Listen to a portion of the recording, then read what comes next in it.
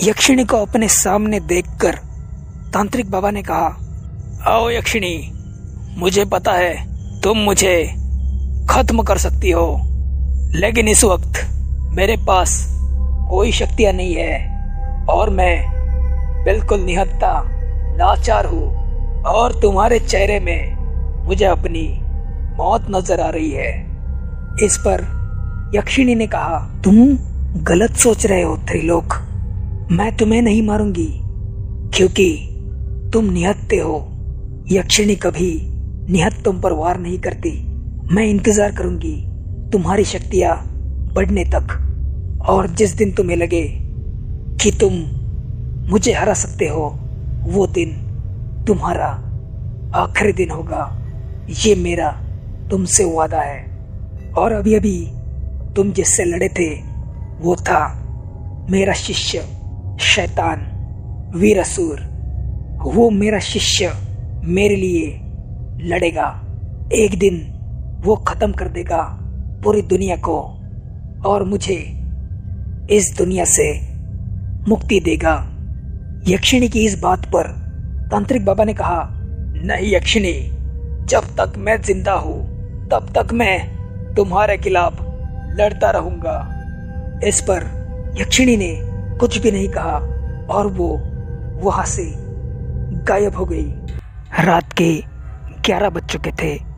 बीराबा गांव के सड़कों पर बहुत सारा सन्नाटा छाया हुआ था, लेकिन तभी आलोक नाम का आदमी अपनी गाड़ी लेकर वहां से गुजर रहा था।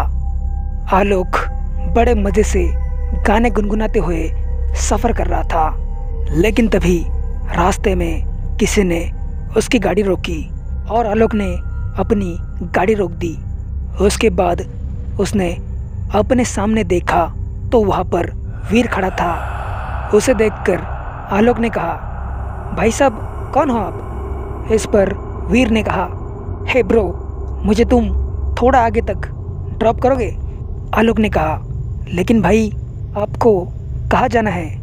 वीर ने कहा, ब्रदर तुम बस मुझे लिफ्ट दो, मैं बहुत जल्द रास्ते में उतर जाऊंगा। इस पर आलोक ने कहा, ठीक है बैठ जाओ।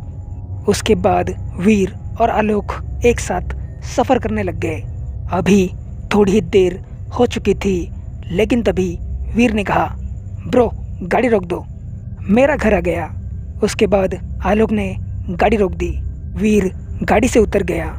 उसके बाद आलोक अपनी कार स्टार्ट करने की कोशिश कर रहा था, लेकिन वो बिल्कुल भी चालू नहीं हो रही थी।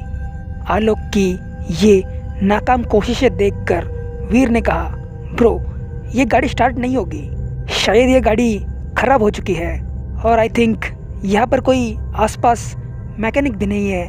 वैसे रात भी बहुत हो चुकी है, सो तुम आज की रात मेरे घर में ही बिता लो, सुबह चले जाना।